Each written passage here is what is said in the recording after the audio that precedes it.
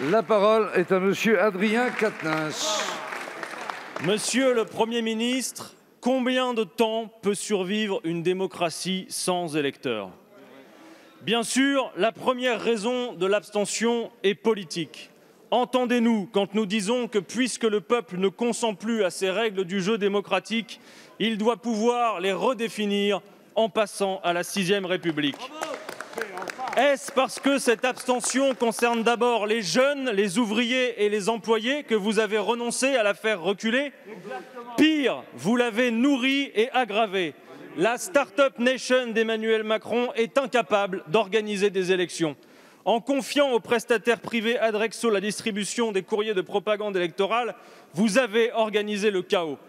Parmi les électeurs que j'ai croisés ces derniers jours, aucun, vous entendez, aucun, n'avait reçu correctement les courriers concernant les 2 élections. Tantôt, ils n'avaient rien reçu, comme c'est mon cas. Tantôt, ils n'avaient reçu qu'une élection sur les 2. Tantôt, ils avaient reçu des documents destinés à un autre canton que le leur.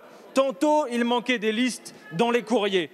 Quand le gouvernement reprend à son compte les mensonges d'Adrexo en parlant de 21 000 plis qui n'auraient pas été distribués, considère-t-il comme livrés les plis retrouvés par centaines, brûlés dans la nature, sur le bas-côté de la route, dans les poubelles, dans les cages d'escalier ou sur les pare-brises des voitures?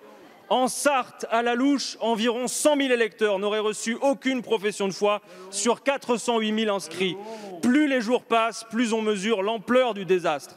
De plus, les conditions de travail des salariés d'Adrexo sont déplorables. Rappelons que son PDG, M. Frédéric Pons, déclarait « Grâce à ce boulot, ils se maintiennent en forme et économisent un abonnement à Gymnase Club ». Nous avons déposé une demande de commission d'enquête parlementaire. Monsieur le Premier ministre, Adrexo va-t-il prendre en charge les dégâts qu'il a causés? Pouvez-vous nous assurer qu'ils ne s'occuperont pas de la distribution du courrier électoral en 2022? Merci, Monsieur le député. La parole est à Madame Marlène Schiappa, ministre déléguée chargée de la citoyenneté.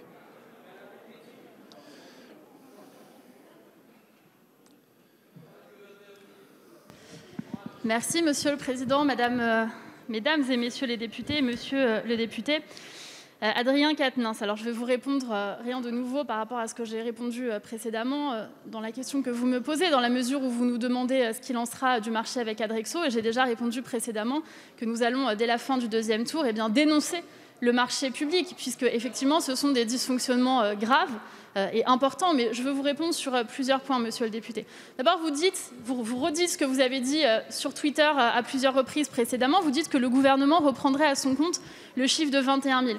Ce n'est pas le cas, nous étions, vous et moi, en plateau dimanche soir, et ce que j'ai dit, c'est que Adrexo nous indiquait à ce stade avoir distribué 1%, ce qui correspondrait à 21 000, et j'ai dit que c'était les chiffres dont nous disposions à ce stade, et qu'ils étaient convoqués, je suis en train de parler, monsieur Corbière, et que nous les avions convoqués au ministère de l'Intérieur, et qu'au ministère de l'Intérieur, ils étaient convoqués, ainsi que les dirigeants de la Poste, par Gérald Darmanin, qu'ils devraient rendre des comptes. Des plaintes seront systématiquement déposées dès lors qu'il y aurait des plis supplémentaires. Citer un chiffre ne signifie pas qu'on soit d'accord avec ce chiffre. À ce stade, nous ne savons pas à quelle quantité cela remonte. Nous avons, comme vous, des remontées. Nous sommes en train de faire ces remontées. Nous les avons comme vous. Mais moi, j'observe plusieurs choses. D'abord, monsieur Quatennens, vous dites que les gens n'ont pas voté, ça veut dire qu'ils veulent la 6e République.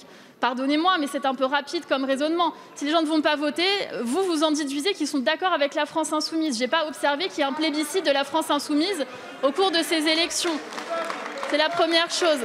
La deuxième chose, c'est que je vois bien que vous êtes en train là de reprendre la stratégie qui avait été définie et théorisée par Jean-Luc Mélenchon, qui disait « Moi, ma ligne politique, c'est faire comme Chavez. Pour avoir l'hégémonie politique, je veux tout conflictualiser tout le temps avec tout le monde. » C'est ce que vous êtes en train de faire. Vous êtes en train de conflictualiser des choses qui n'ont pas lieu d'être, en prêtant des propos qui n'ont pas été tenus. Donc il y a un problème de distribution avec Adrexo. Nous le prenons très au sérieux. Ils ont été convoqués. Il y aura des sanctions. Le marché public sera dénoncé. Et d'ici 2022, nous prendrons évidemment toutes les mesures qui s'imposent pour y répondre. Je vous remercie.